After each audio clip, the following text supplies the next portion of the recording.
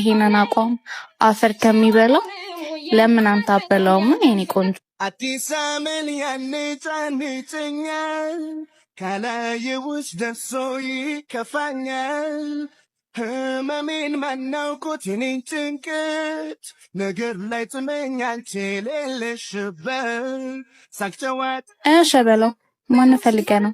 ሄለንሰን የለችም እንዴ? የለችም። እሺ እኔ የምልህ ለምንድን ነው ጥቃቅን ሰዎች ግን የሚታዩክ? ማለትማ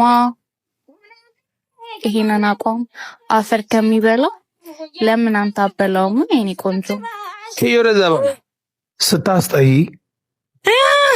እጭ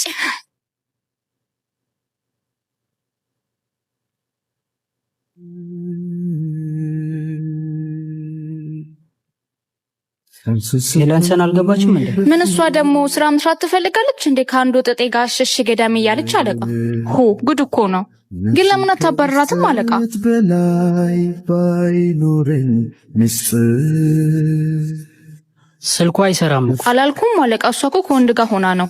ሂጂ ወደ ውስጥ ግቢ። ምን ትመስላለች? ሾካካ እንዴ አለቃ ደግሞ በክደቱ ጻፍሽ በበድመዳ እንዴ ሄለንሰን አለቃ